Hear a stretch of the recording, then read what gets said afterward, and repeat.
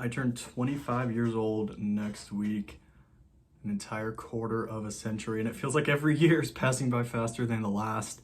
So in an effort to slow down time today, I wanted to talk about 10 books I want to read in my lifetime to keep it YouTube friendly. Now, these are in no particular order.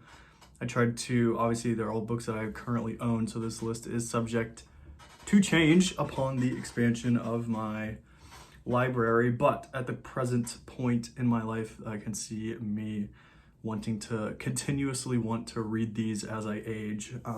And yeah, let's just jump into it. Got 10 books to talk about, but before we do, if you're new here, consider subscribing. The channel's popping recently, so I would appreciate it if you join along for the ride. But without further ado, book one on this list, I have The People Immortal by Vasily Grossman.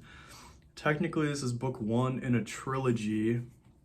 Important to note, translated by Robert and Elizabeth Chandler.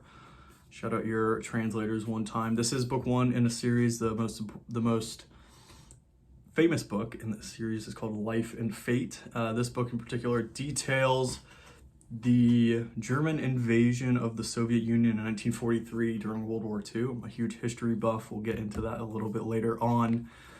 But yeah, I feel like as I get closer and closer to middle age, my interest and just coolness in learning facts about World War II grows, as many other dudes around the world can probably say the same.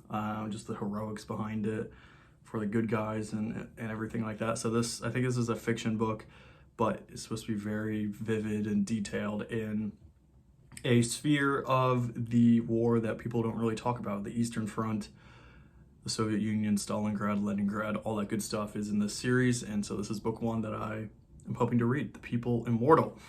Next up on my list is a author I've read of before, and this is why I picked up this book, obviously. Yeah, he is very funny to me. Him and I sort of get the same humor references. That book is David Nichols' You Are Here. I've read Us by David Nichols, which I thought was just a feel-good, very funny romance book. You can never go wrong with those. This sort of seems similarly up that same alley. To give you the 10-second breakdown, we follow these two individuals in the midst of sort of seemingly brutal breakups, and unforeseen forces bring them together on this cross-country hike through the English countryside, and they just chat about life. I'm sure there's some romance. I'm sure there's going to be some funny moments in it, and it seems just very nice and a good time to slow down in the hustle and bustle of the world. So that's why I picked it up. It's called You Are Here, reminding us to be grounded and present in the moment and all that good stuff. Should be a good one. Next up, this book is pretty infamous. I think its legacy supersedes it, and that is Ulysses by James Joyce.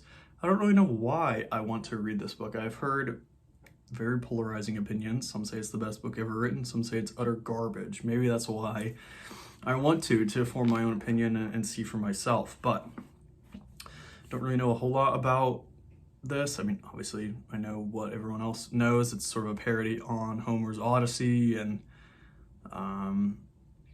very difficult to probably get the gist and the themes of it. Each chapter is written in a different style and things of that nature. There's Shakespearean references, there's historical references. It just sort of seems like a all-encompassing, fully experienced novel, very experimental in that regard as well. I've read a couple of Joyce's works, Dubliners and A Portrait of the Artist as a Young Man. Both I thought were good, not great. So we'll see what Ulysses has to offer. His famous, more difficult writing style, I think, will be on full display here. So obviously beforehand, I'll revisit the Odyssey from high school, see what that's all about, and then I also have a couple companion books to read alongside each chapter of Ulysses, so I don't get too lost and hung up to dry. But I guess the polarizing nature of this book is why I want to read it, and we'll see what it's all about.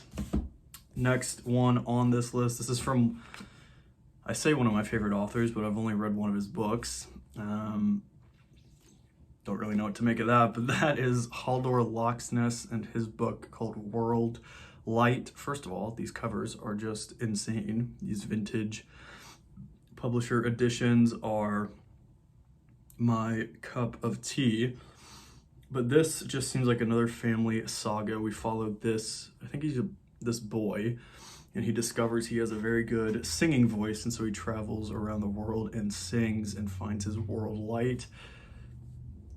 If it's anything like Independent People by Loxness, I know I will thoroughly enjoy this. So part of me wants to sort of savor that moment, savor all the author's works, because I think he's no longer with us, so obviously he's not making any more books. So yeah, maybe savor all of his books. I own the majority of them, just outright, but this is the one that sort of spoke to me for whatever reason as one I want to get around to. Take my time with him, obviously. And yeah, good stuff all around. World Light. This one may come out of left field to some folks, but I think it sort of fits my reading style and just my hobbies in general. The next book on this list that I want to read and digest and revisit multiple times in my life is Bobby Fischer's My 60 Memorable Games.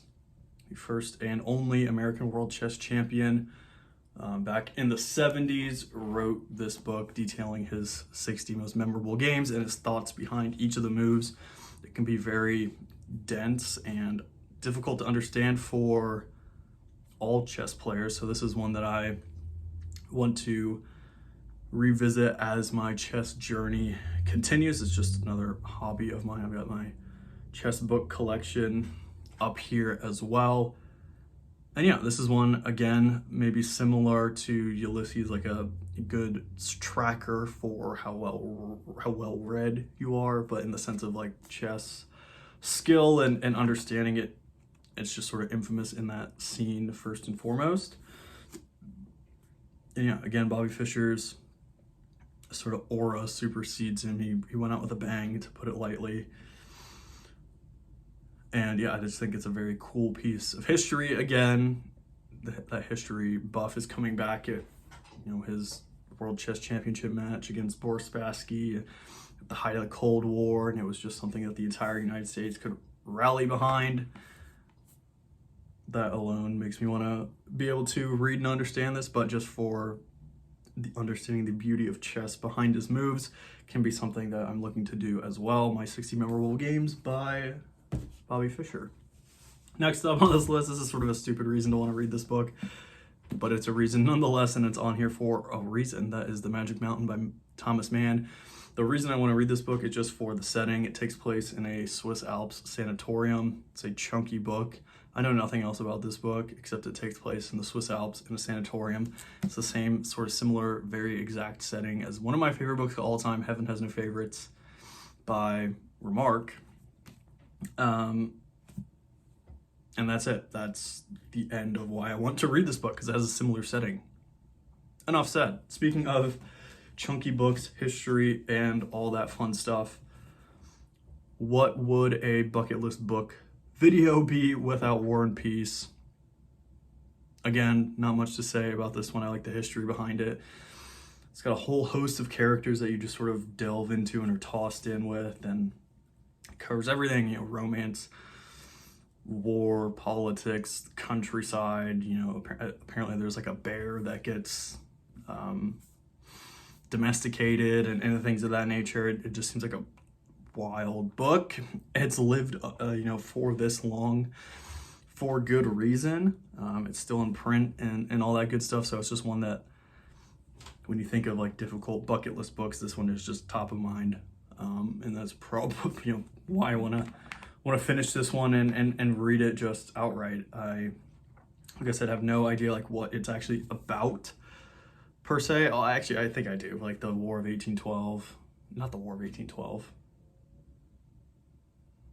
Some war in Russia is initially what it started to be about, but it sort of divulged away from that and became like a critique on society and all this fun stuff. Like I said, like the historical relevance of why books tick And I think this will tick just that box, War and Peace by Tolstoy.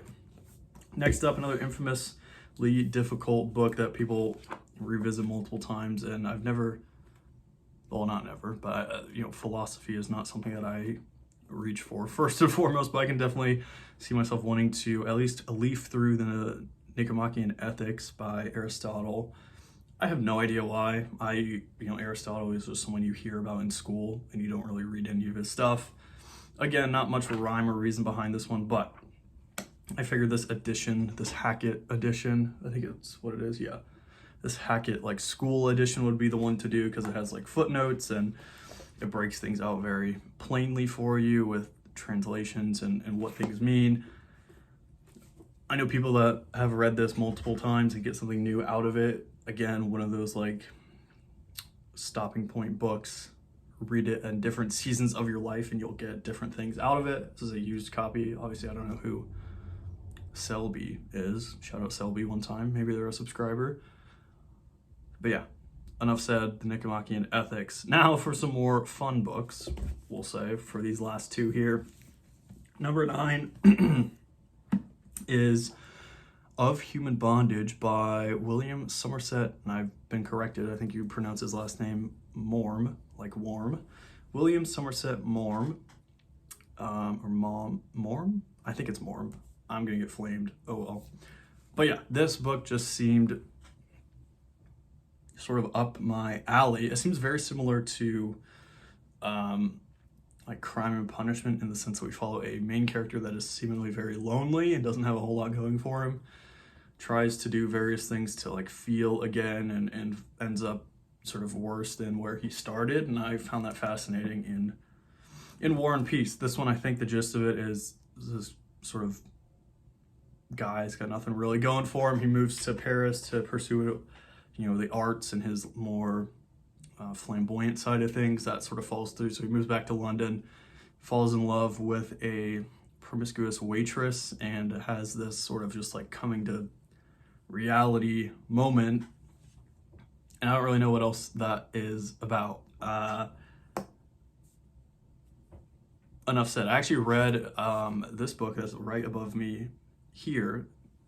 It's called Destiny. It's 102 nonfiction short stories, and there's one about William Somerset Maugham writing this book. There was like a short story about where he got his inspiration for writing this book, and I thought that was interesting enough. I've had this book on my shelf for a while because I like these sort of like dramas, family dramas, lots of dirt, like soap opera type stories.